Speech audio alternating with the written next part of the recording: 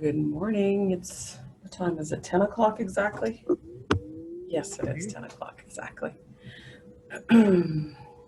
If you're hearing us now, welcome. We can't see you, but we're know you're there. um, we'll just wait for a few minutes for people to finish logging in. But Stephanie, you're gonna stand by, give us a signal somehow that uh, a lot of people are in now. So Stephanie is our voice in our head. She might pop up in that middle screen once in a while. She's our amazing tech guru. And we have about 50 people on so far. Okay, hi 50 people. Okay, I see the little icon on the bottom. Thank you. And Lisa, of course, is there, one of the partners for Legacy Bows. Good morning, everyone who's on already. We're looking forward to a great hour of discussion and questions, information. Being culturally responsive for a good workplace. It's a huge task, but it has to be done. We're all moving forward as a country and as a nation. We all have to be respectful of each other's cultures. So this is a good start to a good discussion. Lisa, we have these kind of discussions often in our little workplace, so this will be a continuation of that, hey? You know, and it's interesting because it has been a continuation, whether you started your work career in the 70s or the 80s or the 90s. There's all the word culturally responsive in the workplace has meant different things at different times. Yeah. And I know it's an important call or day or event for me when I think about it all night long. I've been thinking about this all night long. I've been dreaming about it, and this wasn't part of the agenda for all the 63 people are on the line. But something that dawned on me when I was sleeping was that one of the biggest things, and if you're Indigenous, a person on the call, then you'll know this, but if you're an Indigenous person, you pray a lot for the most part, and I think other cultures, of course, as well. But Indigenous people, they usually start public meetings or any type of gathering with a prayer by an elder or someone like that. So I was thinking about that all night, and usually people, I brought this because I have it here. It's a smudge bowl. I'm not sure if you guys ever seen one. I'm sure you have, but a lot of business places have them. Even hospitals now have them accessible for people because some people pray with a smudge bowl and they burn sweetgrass or sage or cedar, and they use that as a way to connect to the Great Spirit. And when they say their prayers, they visualize the prayers going up with the smoke. So that's what that is. But I'll say a 2-second prayer just to get started, and we'll get going as more people log on. 70 people are on already, so we'll get going. And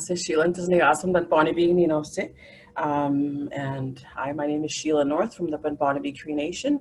And one of the reasons why I a lot of times when I speak in public, say my name in Cree and say an introduction in Cree is elders taught me that we have to, as Indigenous people and yourself, if you have a second mother language or an original mother language, you should use that first to practice your sovereignty. So that's why in public spaces, when I introduce myself in Cree, I do that to honor my sovereignty and the Cree people. So I'll say a 2-second prayer.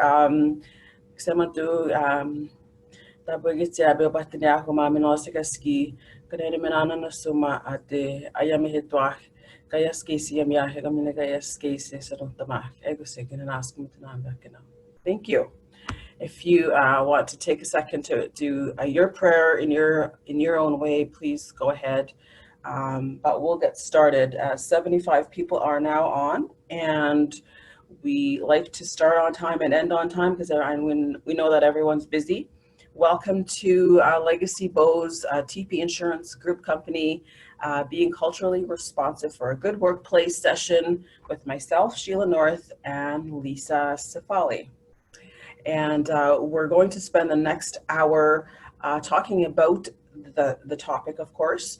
But first, I want to acknowledge all of us to acknowledge the lands that we're on, wherever you may be. And here in Winnipeg, we are on Treaty 1 lands. And Treaty 1 includes First Nations of Broken Head Ojibwe Nation, Fort Alexander, which is Saugeen, Long Plain First Nation, Peguis First Nation, Roseau River Anishinaabe First Nation, Sandy Bay First Nation, Swan Lake First Nation, and of course, this was also considered the homeland of the Métis. But this was a gathering place for Ojibwe, Cree, Métis, and Dene people and Sioux people. So this was the center of the universe. It's not Toronto, it's Winnipeg. But we are willing and wanting to learn with you on what it means to be culturally responsive. We know the topic around racism is everywhere. It makes some of us feel uncomfortable and some of us not. But if we're truly interested in addressing or changing the conversations for the better, we have to look at the hard truths. Senator Murray Sinclair always said that when he was a commissioner at TRC. So we hope to start the conversation about all of that in this hour that we're here together, and hopefully find ways to respectfully discuss all of these that then you can turn and take to your workplaces if you haven't done so already, or if you found it difficult. This is all part of the calls also to action by the Truth and Reconciliation Commission that Senator Sinclair and others were part of, particularly on action number 92, which calls on businesses and corporations to be more responsive and to be more inclusive. So we want to spend the next hour exploring ways on how we can do that. And to add an introduction to that, so as we know, the working world has changed tremendously over the years. So as I was just saying earlier to the few who had entered, whether you started your career in the 70s, the 80s, the 90s, the words culturally responsive have meant many, many different things in different times. And so if you're feeling, perhaps there's some that say, you know, I thought I knew this and the definition keeps changing, you're right. So that's where we're going to start from. So everything you've learned before is important, and you're going to build on that because that's what we need to do. And as we find the cultural space, the word culture changes and it opens up and it's broader. And so we've got a history to contend with, we've got a present day to contend with, and we've got, you know, 5 generations working in the workplace. So all of those layers, if you're feeling that, geez, you know, it's getting more complicated, it is, you're right there as well. So today, hopefully, what we hope to do is provide some clarity, provide some answers. We definitely are going to have lots of questions, and we want to work this journey with you and walk this journey with you because it's important. So we're going to start with a live poll, I believe. Mm-hmm.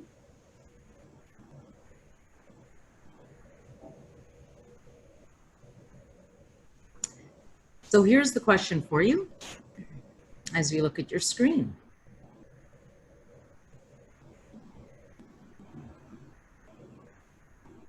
What emotions do you feel when conversations of racism and cultural diversity are discussed? Check all that apply. And do you consider yourself as culturally responsive? And these are anonymous, by the way, so we'll share the results with you at some point.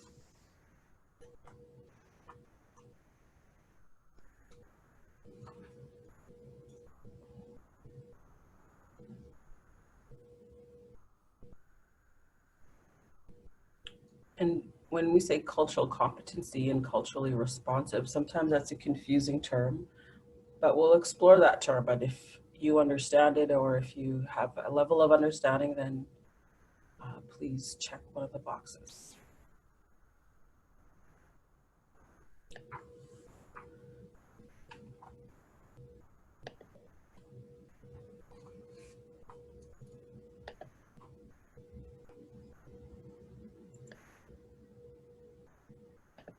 Also, Stephanie, someone's saying that they're not seeing the poll.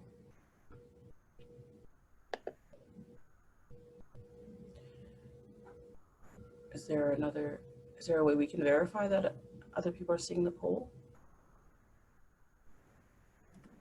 I will address with Sandra right now, but we do have 86% of people that have responded so far. Oh, perfect. Okay. And as you're doing this, for those, you know, you look at the PowerPoint, and we know that in today's age as well, with the influx of media and the ability to see messages and media from around the world, we see that cultural responsiveness is different in many different countries. It looks different at face value, but the underlying foundation is very, very similar. And those are the similarities that we want to be talking about and talking to and trying to address. And then being able to allow you the opportunity to take those similarities and then apply them to your own situation.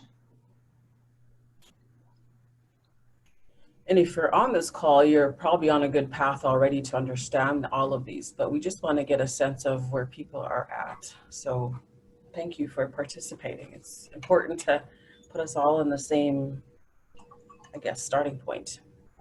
So Lisa, do you want to share the results? So here are the results. What emotions do you feel? Well, we've got a variety. We've got about 47% of you are feeling comfortable. So 36 of you are feeling comfortable. 32% are feeling anxious and fearful. Understanding and knowledgeable, that's great. We're at 46%. So about half are feeling that you are understanding and you are quite knowledgeable about this topic. At the same time, feeling unprepared and ill-equipped and somewhat indifferent. So you think of all these feelings, and that's why we've asked you, it's all there at the same time. Do you consider yourself culturally responsible? Yes. So that's a great journey to start on. Yes.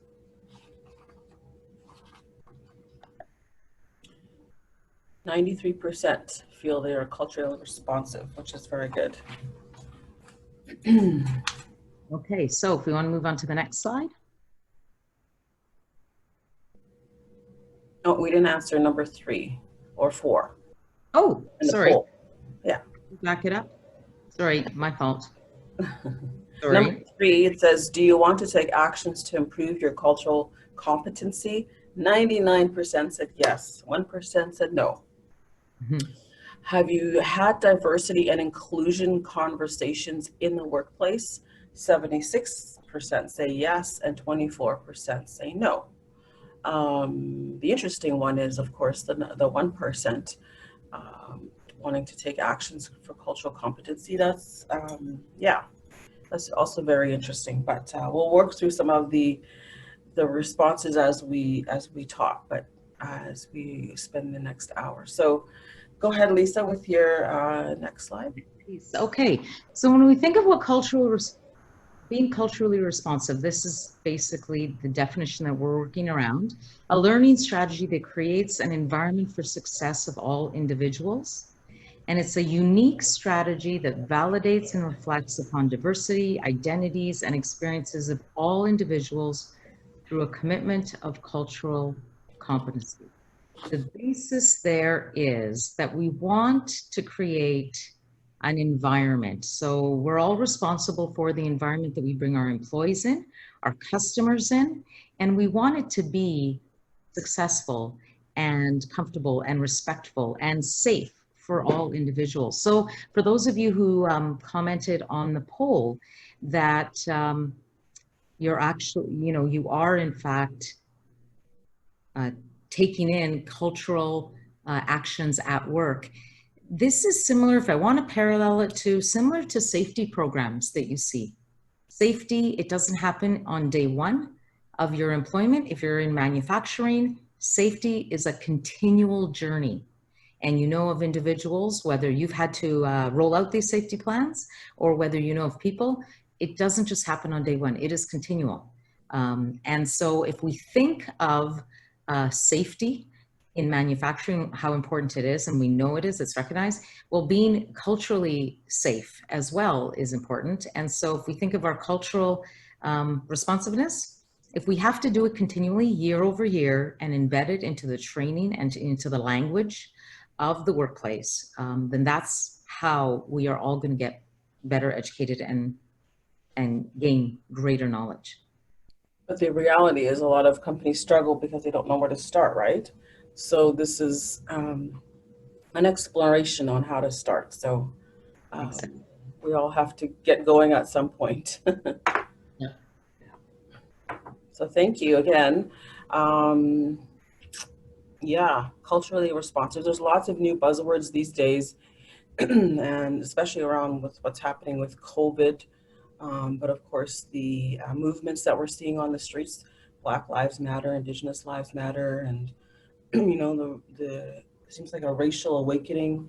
I don't know if that's what you call it, but a lot more people being aware of what other people are facing in our own country. So this is all part of it.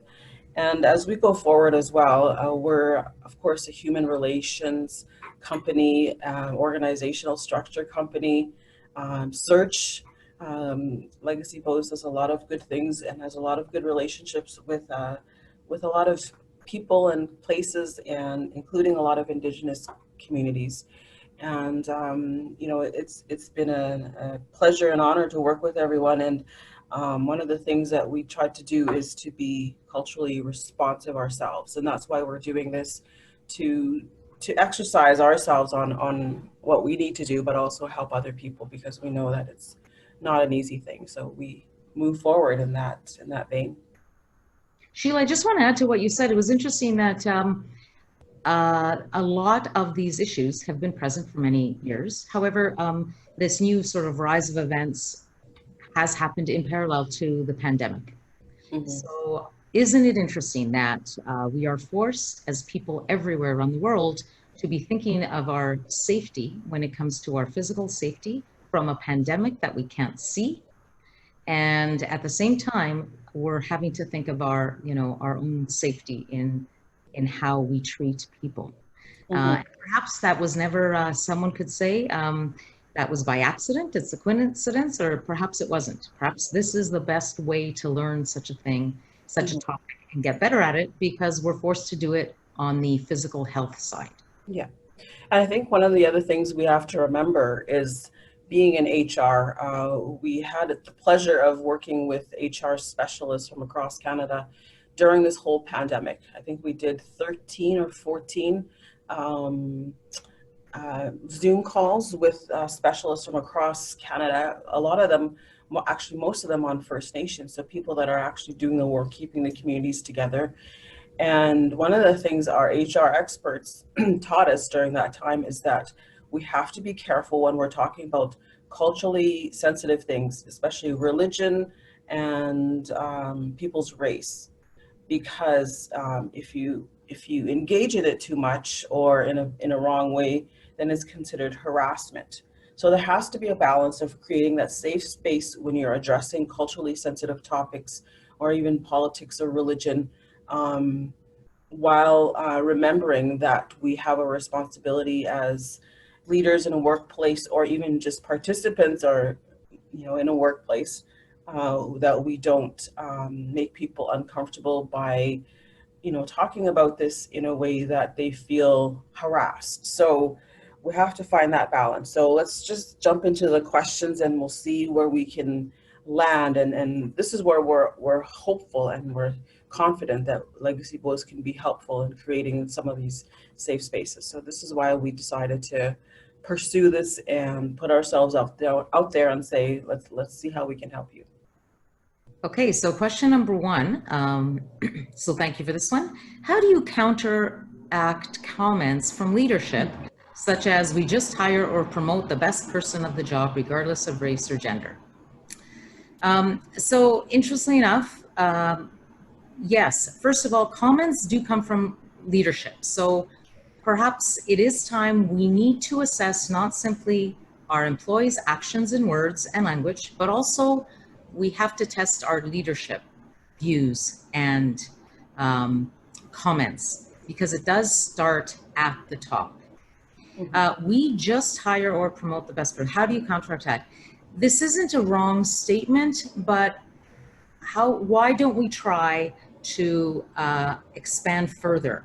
If this is the statement that is being used to cover up or to suggest that we're okay, we are being culturally responsive because we just hire, we could say, well, let's explore this further, in that if you had 3 individuals that were identical in skill set, you're still having to go to those qualitative aspects of someone to see how they fit into the company.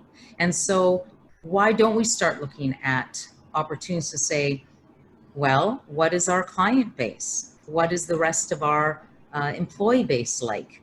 And if an individual, what you're trying to hire is for fit, technical as well as fit within. So as individuals who may be on this side of it, I think it's best that you can expand on this. You can still hire the best person regardless of race or gender. But if we could enhance our working environment, our working experience, our customer experience by adding more diversity into our workplace, no one could fault you for that. So I think that's where we just expand. And it's not even a question of if, it will improve the quality experience by your clients or customers. And here is more of a technical answer to that, and I'll add to it. This is a fair statement, and that it's important to avoid creating a hiring culture where people think we need to lower the bar in order to hire people from underrepresented groups. However, we need to highlight the importance of a diverse candidate pipeline for all roles and a recruitment process that does not include systemic barriers to entry for people from underrepresented groups. And what does that all mean? To me, it means a very small or minimal example. Here in Winnipeg, if you're not from Winnipeg, if you are, or if you're from Manitoba, you know that Winnipeg, for example, has a lot of Indigenous people in the community. I mean, in the city. A lot of us jokingly say it's the biggest reserve in Canada. And Portage Place is our band office. But I'm just kidding about that. But that's what a lot of people say because there's so many of us. But yet you look around when you go to the malls, when they're open, when you go to McDonald's or Tim Hortons or whatever your place is to get food or coffee, you don't see a lot of Indigenous people working in these places. And this is just one example. And why is that? We have to question why that is.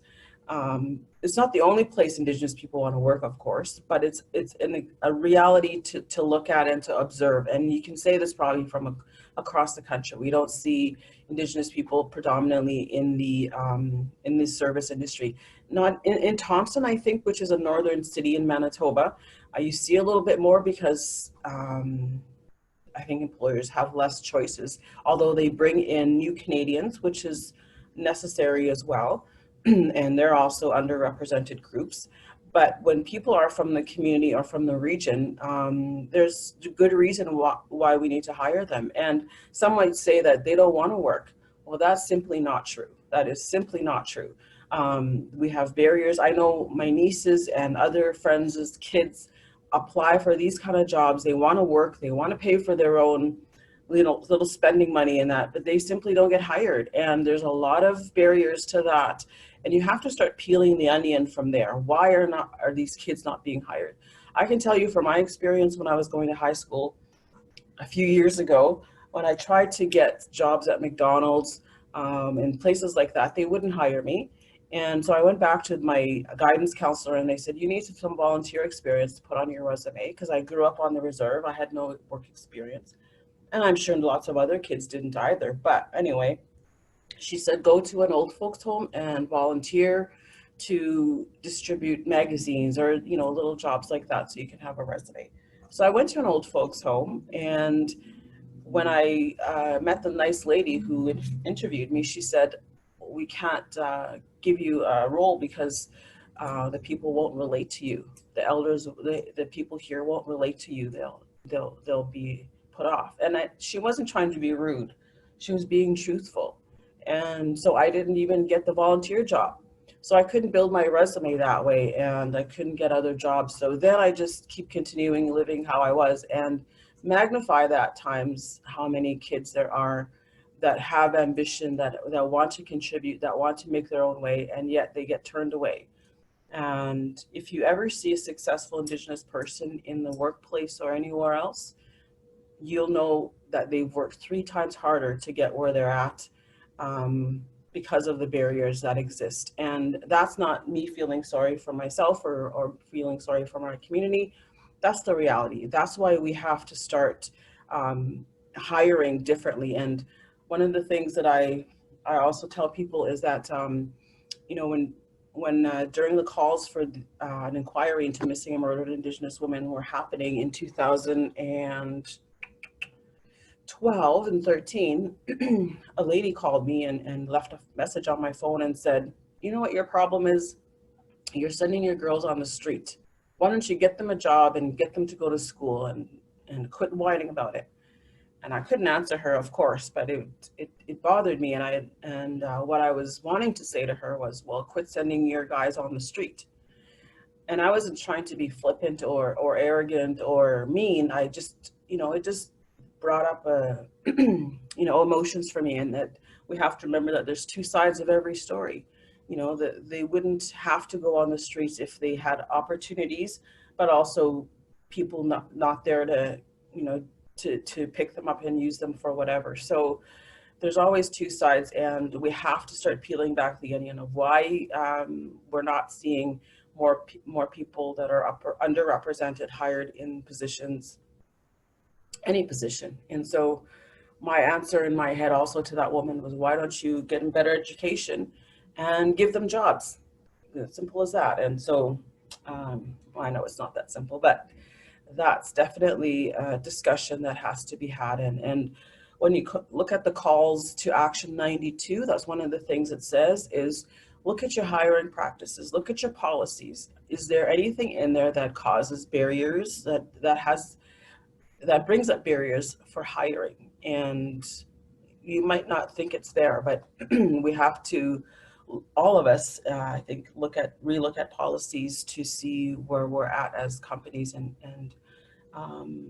you know, managers and all of that, just to have a scan on if there are even unforeseen barriers. So thanks, Sheila, for that. There is a question, so we're going to answer it live. It just came through. So, hello, my job is to assist our member and associate companies with their respective recruitment and economic development needs. Will there be a workshop available that I could help share with our aerospace and aviation industry if they were interested in participating in this type of information? And the simple answer to that is yes. Legacy Bows can help you out with that. The intent is we want to meet with you, and it's right now we're looking at, you know, it's customizable. There's a foundation that is beneficial to all industries, but with respective to each and every industry, there are some different nuances. So by all means, Kim, please connect with Stephanie, and we can then arrange a one-to-one meeting to share with you how the workshop's going to be rolled out. Mm-hmm. And we know from, we started to roll it out before COVID happened, and there was really good responses from the workshops that were designed by a lot of work by the former Grand Chief and Norah House Chief Ron Evans, and from his own experiences. So we'll hear from Ron in a little bit on his reasoning to start this kind of workshop as well. So thank you for that question. Okay, the next question. What would you say is the most difficult part of implementing a diversity and inclusion program? Well, what we're finding from our clients and the biggest obstacle is really bringing it into your training plan. So as HR professionals in companies, often they are tasked with the large feat of, here are your budget dollars and here is all the training. And as we know throughout the year, within 3 months, a new topic comes up and you're not necessarily given more people or money to include that training. And so something has to fall by the wayside. So the diversity inclusion program has to become just as important as your onboarding. Or as I said before, in manufacturing, the way in manufacturing, a safety program is continual. So once you're at the point, and perhaps that is a goal, you need to be talking diversity and inclusion so it is a common language throughout. Yes. And here's another official answer that one of our coaches here you know, who works with this kind of question all the time. So I'll read this to you, and then I'll expound on it if I can. The most difficult part is probably being patient and having empathy. You cannot flip the switch and make everything perfect. We know that. We are all in different places in the journey, and each person has different needs within this work. And as you start to unpack all of the work involved in creating an inclusive culture where everyone can do their best work, you start to realize that many work in one region or site may not work in another. You also realize that the challenges for one population aren't the same for others. We want to personalize the employee experience while being consistent and fair to all, which is really difficult. Give yourself space to try new things and fail, and just remember that on the other side of every program or pilot, there are humans. And of course, we're also contending with the culture of a workplace, right? Aside from our cultural diversity and our individual cultures, we're also, especially new employees, walk into new workplaces and find there's a culture and norms of a workplace that that might be difficult at first for people, or maybe not. Maybe it's a total opposite. But that's not what we're talking about. But that also plays in, and it does have influence, because there might be cliques and there might be bullying and things like that. So we have to be, of course, mindful of that. But for diversity and inclusion, I think that it is difficult, and we do have to be patient and understand that people are in different places. And one of the stories that I tell often when I'm asked again in public or in the media is that we're all in this moment in time together. A lot of the things that we're talking about are uncomfortable because we're hearing truths. And the only way we're going to truly achieve reconciliation is to start acknowledging truths. And we're all here because of the way our society has been shaped. And it sounds like a, you know, a weird cloud in the sky statement, but this is how I ground it when I think about it, and when I try to help people understand. Again, I'm dropping the name of Senator Murray Sinclair, but when he was speaking to a room full of elders, he said to them that, you know, when I was a kid, in grade 1 all the way to grade 12, and then all into law school, he said I was always one of the smartest kids in class, and I believe him. But he said I was always treated one of the worst and the dumbest kids in class. And he said that, you know, some of the people that were treated better were the dumbest white kids. And these are his words, not mine. But he said that grade 1 all the way through grade school, grade 12, we all learn this together. Indigenous people as well. We learn to put ourselves last. We learn to say it's okay, it's okay. We accept the meager services that are provided to us because that's all we deserve. We get that thinking as well. But so do the rest of the classroom, the rest of society. And we all learn this together at the same time. We've learned it the last 150 years of existence that it's okay to disregard and disrespect Indigenous people. And no one's really been held accountable for it.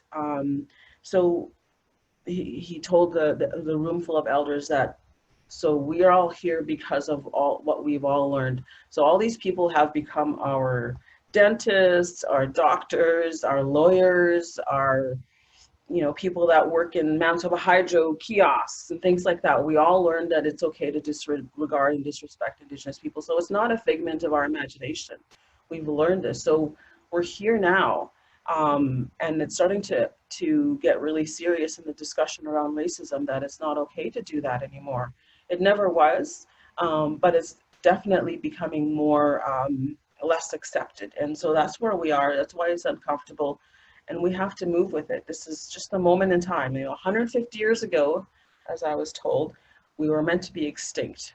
150 years later, we're still here. And we want to have those entry-level jobs, but we're not there yet. But we are in every facet of society. You see Indigenous people in media, in law, in all kinds of justice and health systems, entertainment, and, you know, we're catching on. We're finding a way to make things work for us while maintaining a lot of cultural values, of course. But in 150 years, where are we going to be? So this is a moment in time, and I think we all have to have a little bit of forgiveness for ourselves, for being where we are, but also finding a way to work to change things. Someone said I might not be responsible for what happened in the past, but now I'm responsible to go forward. And how do we change the discussion? How do we change the outlook of people? And I'll tell you how this affects me day to day. And I say that as an example, so you know that it's not a foreign concept that Indigenous people get disregarded and disrespected. You know, I get dressed for work and I think I look decent, I guess. But when I'm dressed for the gym or I'm running around doing housework and I need something from 7-Eleven or any other drugstore, if I'm not dressed for work, I still get followed around. I still feel uncomfortable. So does my sweet mom, who would never steal a thing, nor would I. But I have had people and security follow me around, and honestly, I walk around with my hands open so people don't accuse me of stealing, because I have a busy day, I have a busy life, I don't have time to, and it's embarrassing to constantly justify that I haven't stolen anything. So I might as well just hold my hands up. It's easier, faster for me to go through a store with my hands up, especially when I'm holding a basket in my purse. It's a little different in grocery stores, but when you're running into these kind of places, you feel, you know, there's a zone on you. So of course things have been complicated with the masks and stuff, but that's the reality. And that's why we have to start really talking about it and implementing the diversity and inclusion program. Okay, the next question.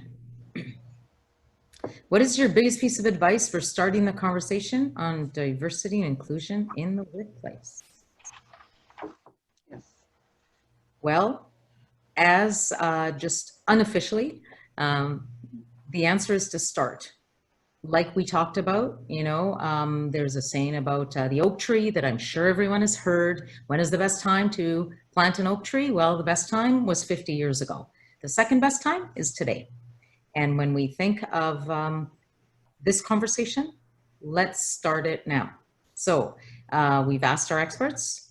Sheila, is there, in terms of when we look at diversity inclusion in the workplace, if we can get it beyond, it needs to be part of that strategic plan. Mm-hmm. Take a look at your strategic plan. It's really easy to point to a strategic plan and say, this represents our company. Does it really? Do we have an objective? Do you have a goal that actually says at the end of the year, we met our objectives with respect to diversity and inclusion in the workplace? Because the reality is it has to, human resource capital, you can't just say people are our biggest asset, you have to make it part of it. So if we can start having these conversations from the top, and it's not as simple as saying we have 50% women, or we have Indigenous people on our board, or our hiring practices, but are we living it and breathing it, and are we doing things that we can measure at the end of the day? Yes. And again, here's our official researched answer, which I find really helpful. First, don't try and boil the ocean, whatever that means. Or don't skin, what's that other term about? There's many ways to skin a cat, but I don't know why you would want to skin a cat, but or where that term came from. But we have to, as Lisa's saying, start somewhere. The work is huge and can become overwhelming if you try to tackle everything at once. Create a list of all the things you want to tackle and start with one or two, because sometimes if you go crazy and just do everything, it starts to look disingenuous and very tokeny. So we have to, you know, work it in. For instance, leverage your teams to build employee resource groups, use more inclusive language, or create flex work programs. Every step can help build an environment that is more inclusive and welcoming to underrepresented groups.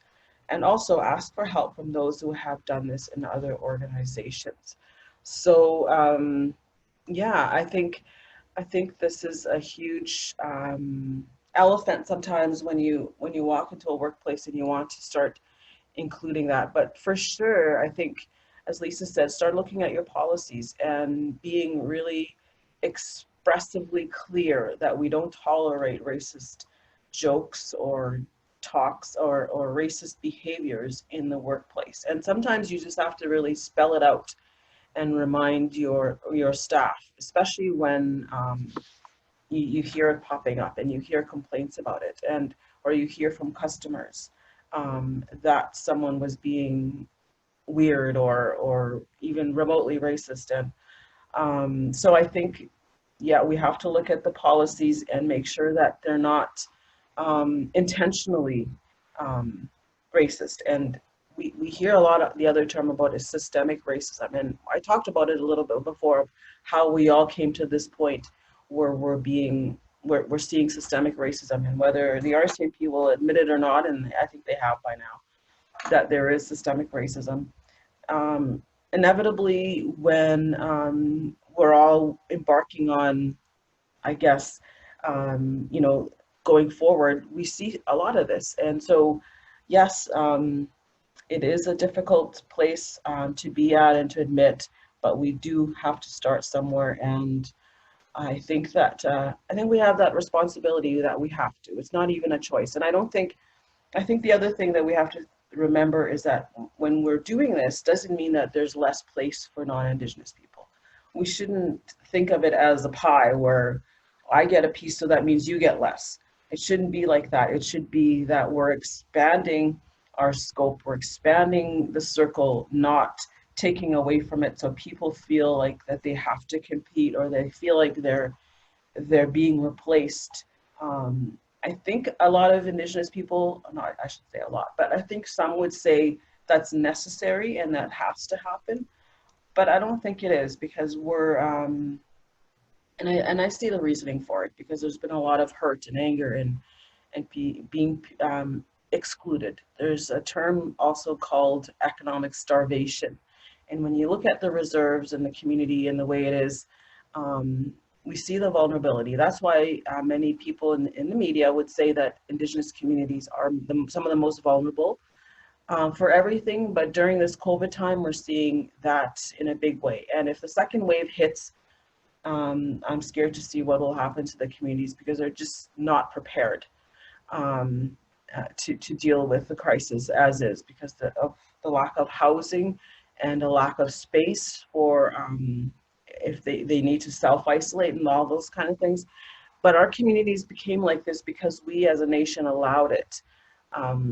One of the examples I also hear often is, for example, Shamattawa, northern Manitoba, has about 15 to 2,000 people living in it. But the reality is the resources they get from the federal government is about enough for 500 people. And that's the reality for a lot of First Nations.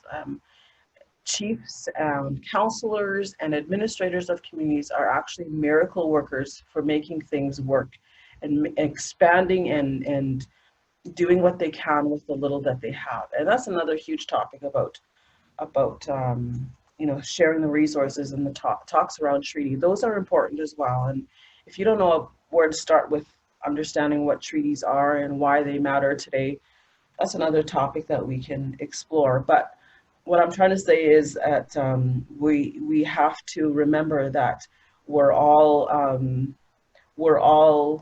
you know, marginalized in a way in our thinking, because we've been forced to think this way, and now we have to find our way out. And bringing people from diverse communities and including them doesn't mean less for other people. It shouldn't. That's not the goal here. Okay, our next question. What does it mean to be an ally? I love that question. You know, it's interesting when I look at this question and just, you know, the unofficial answer, what does it mean to be an ally? I think we all can dig deep. When Sheila shared with us that the example of walking through Shoppers Drug Mart and getting followed, and as and Kevin said it on the panel as well, so that's not something I've experienced. However, if we dig deep, we can probably feel where there have been times where your credibility, professionally and personally, at some level, has been questioned, and it doesn't feel good. And you know, we know there is a stereotype. For example, if women walk into a car dealership, it means we're going to get hosed on how we're going to get sold something, because it is assumed that we won't know anything. how about those individuals, so whether there's female biases, gender biases, or simply someone questions your intellect based on what you're wearing, or your actions based on what you're doing at that moment in time. So if we dig deep and go to that place to say, I don't know, but perhaps it's a part of that. So when I look at that and go, how can we become allies? We can simply say, I don't know, but I'm going to try to find out, and I'm going to educate myself. If we all educated ourselves and try to then relate what we're hearing to anything similar in our own case, in our own lives, you're taking that first step. You're getting that much closer to even question, to ask the two questions, why and why not? And it's good to draw on some of those experiences, especially if you're privileged, you might as well say, because it is important. Everyone's experiences are valid, and no one's experience is more important than the other. But I think what we have to remember is that sometimes, what you're feeling, or if you're white privilege or whoever's privileged, doesn't matter if it's white, is being questioned or denied, you feel that resentment, or you feel that that attack in some way, and you feel it doesn't feel good. But magnify that by that experience simply for having the skin color that I do, or other people. Um, and I don't want to compare what's worse or not, but reality is racism kills, right? We see people dying on the streets. We see people getting hurt on the streets and even in the communities, on reserve, urban, and rural.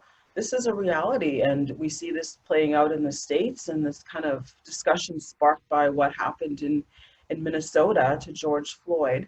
And we see the riots and the protests. Some people will call it other things, like they're protecting their community. And we're still seeing them play out today. And people feel that way because they're sick of seeing their fellow people being treated like this, and racism being, not being tolerated and not addressed in a big way. I think I'll tell you another example of how I see racism played out in the justice system. For example, there is a case here in Winnipeg, and I know this personally because I was related to Christine Wood. She passed away, she was killed, she was taken. And a year later, her body was found in a rural outskirts. And she was a typical teenager from the reserve, and her parents did everything they could to keep her and to make her happy. She wanted to come to university, and they gave her everything they had to set her up. The only fault of the parents was that they thought society would be kind to their daughter. So she comes to the city, and probably same experiences that I had was you try and find a way to fit in, and you really don't fit in right away. So you have to start doing things. And the people that usually befriend you are other marginalized people who find ways to get by. And, these kind of tactics, survival mode tactics, get you into trouble. And for her, she got sucked into doing drugs and things like that, like a lot of young people. But it shouldn't lead to death. There's many people that dabble in drugs and alcohol when they're young, but they don't end up dead. But for a lot of people that do are facing systemic racism and racist behavior. And for this young woman, Christine, she, the killer that's been convicted and is in jail, he had everything. He had a house, he had a job, full-time, good job. He had a truck, he had everything. One of his parents was Indigenous, but I don't know if he ever grew up that way. And this was only revealed at the very last day of sentencing. And they try to use a thing called Gladue report. You'll have to Google it. I don't have time to explain it, but it's in the justice system. And he tried to use it at the very end to say that one of my parents is Indigenous, but then nothing like that ever came up. But what I'm saying is that he had all the privileges in the world to be successful and happy, and he took it upon himself to take this young girl's life and do what he wanted with it, and disregard it and throw it in the outskirts. And to me, that's condoning a behavior. And how much of this behavior do we condone as society because we didn't probably even question him. He probably could have walked into any drugstore and not been questioned for anything, and yet he did this horrible crime against another person. And I think racism is very serious, and we have to become allies to stand up every time we see it. That's an ally, is standing up every time we see or hear tones of racism. Not to be mean or anything like that. Sometimes it's misguided, and you have to be mindful of that. We're all human beings. But if you're seeing real racist attitudes and behaviors, stand up and say, that is not right. Stand up and say something, even if it's hard to do. That's being an ally. And also looking at other perspectives and considering other perspectives, that's being an ally. An ally is walking with sometimes the protesters, or going to some of these events, maybe not to participate, but to be there and to feel the energy and feel why people are so drawn or inspired to go on these streets to do this kind of work. So being an ally is, I love allies. I think we all have an opportunity. I have an opportunity to be an ally to other cultures, and I try to. So, yeah. Okay, there is a question that just came through. What is the HR approach you recommend for a company to review with staff their respectful and inclusive workplace policy? I.e., should it be a yearly training? Should it be sending around the written policy one time per year for the staff to read and sign? What are some of your ideas? So when we think about all the many policies that we all know are in place, there's certain ones that require a little more, and this would be just one of those. Respectful, inclusive workplace. It isn't just enough to send it through. Everyone has so-called read and signed the terms and agreement of everything we've ever signed up for on the internet. False, we don't. We scroll through and we click because we want to get onto our online shopping or whatever it is. It's time that respectful, inclusive workplace policy, if you can have a one-to-one conversation on performance, if you can have a one-to-one conversation on giving someone a raise, if you can give a one-to-one conversation on anything that is important to the employee, well, this is just as important. So I think, yes, a yearly training, elevate it. Let's make this one of the top 3 issues that your company stands behind as being, this is important to us. So yes, it will be. A training session is great because you can have small work groups where people can bring up, what have you seen in this last year? They can share stories and ask them, what should we do to make this a better workplace? Engage people, engage employees. Have there been bad jokes? Have there been culturally racist jokes? Have we said things or done things that we don't even realize because they have become ingrained in the fabric of our language and our behavior? So I think that is move it up a notch. It's no longer just a policy you sign. And that leads us to this question, this official question that we have here. What are some strategies for workplaces to be inclusive and increase cultural awareness? Keeping in mind, we only have 7 minutes left. We'll jump into these quickly, and then we want to share a message with you from Ron Evans. But one of the official answers we have is recognize these are uncomfortable conversations for most to have. Discussing politics and religion in a workplace is a no-no, so you have to tread lightly as a leader. And no-no because it's considered harassment by HR standards. Bring a third party is another good way to do it, and that's one of the reasons why we want to do this as well, because we're embarking on this journey with you. Bring a third party to continue the conversation, but there are many, providing a safe environment and trained expertise. Also, establish your starting point, where you are as an organization and where your staff is at, including doing an anonymous survey like we did earlier that can provide this baseline. And understand your unique needs and the challenges you will face in having these kind of conversations. What are the identified cultural awareness gaps from a baseline survey? and work with a consultant on your HR policies and organization's practice to ensure inclusivity, equity, and cultural awareness. It's a big task, but it is possible, and your customers and your employees will be better for it. They might not understand it at the beginning, or might have difficulty, but because if it's not backed up at home, then it's a different story. So we have to just be brave and just pull the Band-Aid and do it. So again, all of these are discussions that I think one of the hopes around all the calls to action in TRC are calling for. There's 94 calls to action, and 92, if you don't know it yet, is specifically for Indigenous, for companies and corporations and places of business. And we won't read the whole thing to you there, but in essence, it says you have to come to an understanding to why we're here as a nation, why we ended up being where we are, and being informed of Indigenous people, and understanding why we got here. And then also ensuring that our hiring practices are inclusive, and making sure that we are doing everything we can to bring other voices into the circles that we have. And of course, the other thing is looking at our own policies or your workplace policies.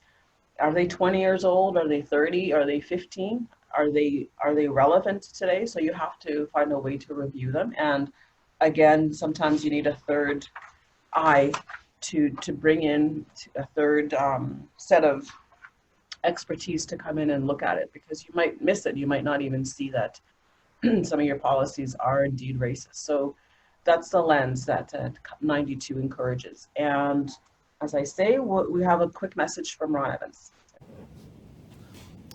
Hi, my name is Ron Evans. I'm the former Chief of Norrie House and also former Grand Chief of the Assembly of Manitoba Chiefs. I have begun to look at ways of addressing the truth and reconciliation. It's become a passion of mine in bringing it to fruition in the way that people will respond, society responds. And so what we've done is we developed a partnership with Legacy Bose. They have the expertise to deliver the necessary workshops and provide the necessary material to work with companies and individuals that are interested in getting themselves familiar with the TRC. The initial idea behind that, before COVID-19 surfaced, was that there should be a compliance mechanism in place so that those that are going through TRC, companies that have already initiated work in the TRC, the Truth Reconciliation Commission calls to action, the 94 calls to action, is that they we need to be aware. They need to be able to share their efforts with society in general, so that they're taking these calls very seriously. And so for that, government has made it a priority for themselves that they wanted to, that was one of the priorities for the Trudeau government, is to work with the TRC. And so, but what is missing in the TRC is a compliance mechanism, which actually makes, the idea is for us to respond, for society to respond, that they are taking this very seriously. And so what COVID-19 has actually created an awareness in terms of the power and the will and the power that governments do have when they want to do something. They have the power to create and develop policies that we have to respond to and comply with. And so with the TRC, if the political will is there, there should be a mechanism in there, a compliance mechanism for those that are going through a TRC. And so with Legacy Bose and our company, RG Evans Indigenous Solutions, what we've done is created a framework and working on developing these with companies that have signed up to do workshops for their employees. And so we encourage those that are interested to work with us. And also, and this is the time, because of all the diversity issues that are happening. Black Lives Matter, we see what the RCMP's gone through, the problem that Indigenous people have, and so there's a lot of work, a lot of understanding, and a lot of awareness that needs to be created and developed in our time, given what we read and what we see on our television screens on a daily basis. And so with that, I just want to encourage you, and hopefully at another time I can share with you some personal experiences that I've had just trying to bring awareness to other people in terms of their own behaviors and their own attitudes. With that, I just want to say thank you at this time for listening to me. These calls to action and commission the report, there was no mechanism to keep people accountable, to make sure that these calls to action were actually being implemented. So he says it's upon all of us to do that. And he sees the importance of doing that more than ever because of what we're seeing on the streets. And I think the biggest thing is that we're seeing people's lives ended because of stupid racism that doesn't need to exist in our communities anymore and in our workplaces especially. And here's a quote from Justice Murray Sinclair again, who's been name dropped throughout this whole thing. And of course, it's because he was the lead commissioner for the Truth and Reconciliation Commission. It is in our daily conversations and interactions that our success and, I can't see that last part there, sorry, I mean, as a nation, in forging a better place, yes, will ultimately be measured. It is what we say to and about each other in public and in private that we need to look at changing. that's right. And that's what I was saying earlier about how we all learned to act the way we do in our conversations, in our workplace, and even our homes, because we were told it's okay. But it's not okay anymore, and we want to help at Legacy Bows. We do have this program called TRC 92. Lots of good work and lots of good feedback on it so far. And so if you're interested in having a third party come in and help you with some of that, we definitely want to, but there's others as well. But thank you for spending this hour with us. It's kind of weird just to talk amongst ourselves. But I hope it's a start. And here's our final closing question that we would love to have you answer before you leave. And thank you for everyone that's been here. And thank you, Lisa, for conversation. Thank you. I just want to leave a final note to everyone. It has to do with marathon running. For those of you who have run marathons, you know how long it takes. On day one, you cannot do the 25 miles or the 13 miles for the half marathon. You start it one day at a time. For those of you who've never done a marathon and say you never will, unfortunately, in this case, we need to step up. So think of it as you're not getting marked on how fast you get to the end. You're getting marked really by your employees and your customers on how you step in and start this journey. So by all means, don't be overwhelmed, one step at a time. We're here to help you in every way. And at the end of the year, we want everyone to be proud of what we've done, what you've done, what we've all done in moving this conversation forward. Yes, and thank you for your time, and thank you for your work in being inclusive and culturally responsive in your workplace. By your attendance, of course, that shows a lot that you're making an effort. So wherever you're from, wherever your workplace is, wishing you well, and send us questions, or if you want to continue the conversation, you can email me at sheila@legacybows.com, and we'll get you some more information. We'll get you that video of Ron Evans as well. Stephanie will make sure. And here's the results. Do you want to share them, Lisa? Okay, the polling results. How do you feel about today's webinar? Ready to continue the conversation 100%. Excellent.